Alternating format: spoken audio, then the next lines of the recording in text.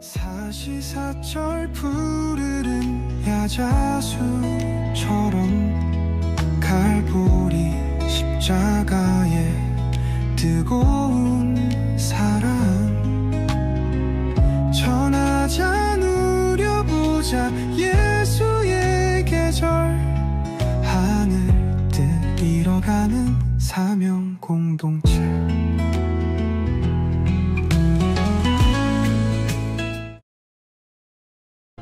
내가 너희에게 쓴 편지에 음행하는 자들을 사귀지 말라 하였거니와 이 말은 이 세상에 음행하는 자들이나 탐하는 자들이나 속여 빼앗는 자들이나 우상 숭배하는 자들을 도무지 사귀지 말라 하는 것이 아니니 만일 그리하려면 너희가 세상 밖으로 나가야 할 것이다.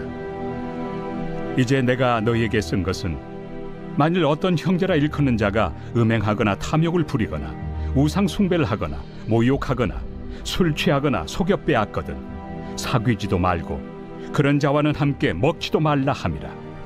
밖에 있는 사람들을 판단하는 것이야 내게 무슨 상관이 있으리오마는 교회 안에 있는 사람들이야 너희가 판단하지 아니하랴. 밖에 있는 사람들은 하나님이 심판하시려니와 이 악한 사람은 너희 중에서 내쫓으라.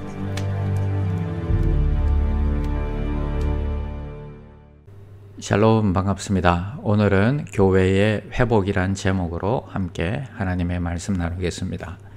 오늘 주제는 굉장히 무거운 주제입니다.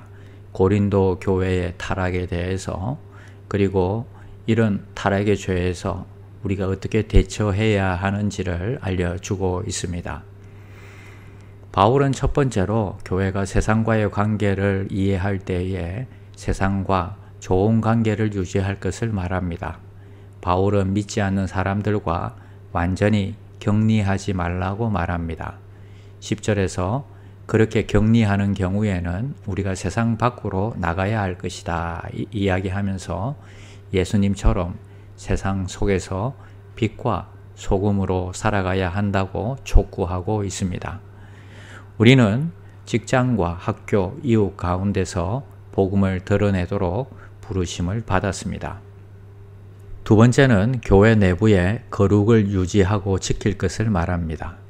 11절에서 보면 바울은 형제라 하면서도 음행과 탐욕을 공개적으로 포용하는 사람들과는 함께 먹지도 말라고 명령합니다.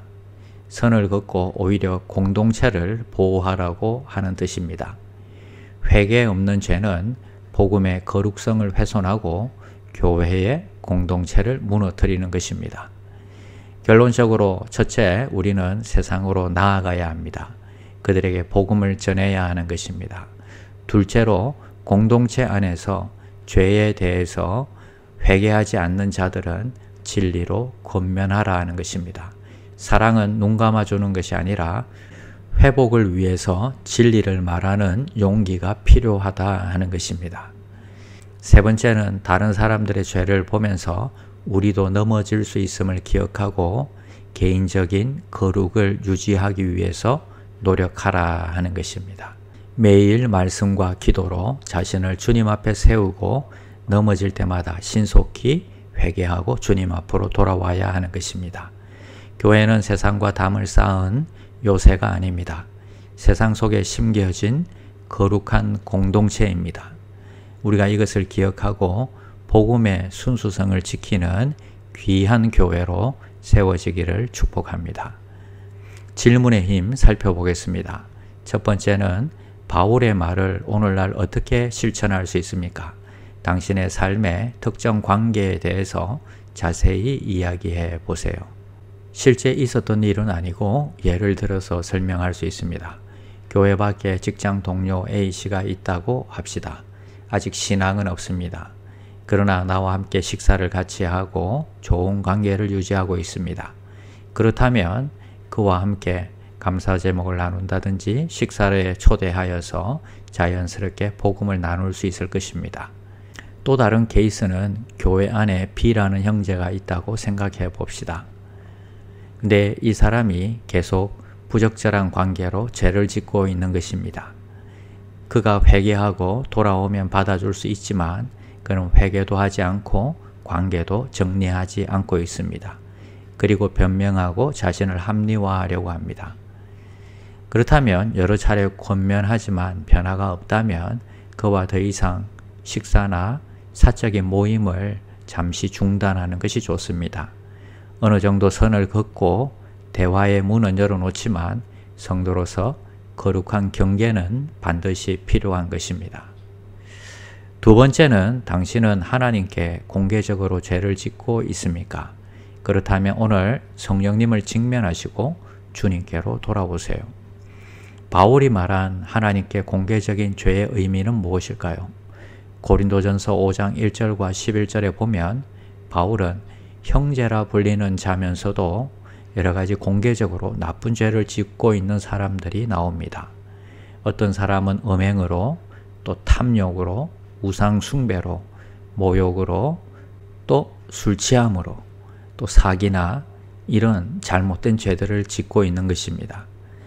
이런 죄에 대해서 회개하지 않고 오히려 자신을 정당화하거나 자랑하고 있다면 우리는 그들과의 관계를 정리해야 할 것입니다.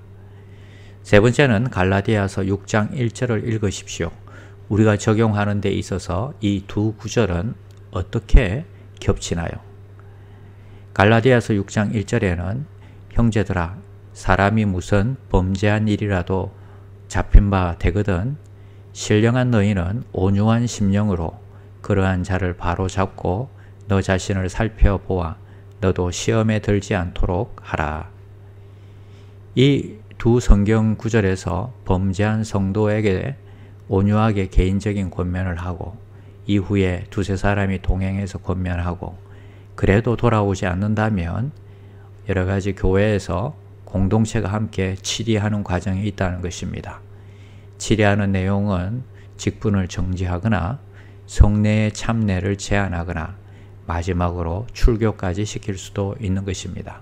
그러나 더 중요한 것은 우리 자신도 살펴 돌아보아서 이런 시험에 들지 않도록 조심하는 것이 더욱 중요할 것입니다. 기도하겠습니다. 하나님 감사합니다. 세상 속에 살아가지만 거룩을 지키고 빛과 소금으로 살게 하여 주시옵소서. 죄에 빠진 형제를 볼 때마다 온유한 심령으로 사랑으로 권면하게 하시고 회개가 일어날 때마다 기쁨으로 그들을 다시 맞이할 수 있도록 도와주시옵소서. 우리 역시 넘어질 수 있음을 기억하며 겸손히 자신을 살피는 지혜를 더하여 주시옵소서.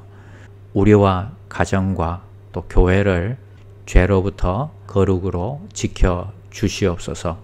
예수님의 이름으로 기도드립니다. 아멘.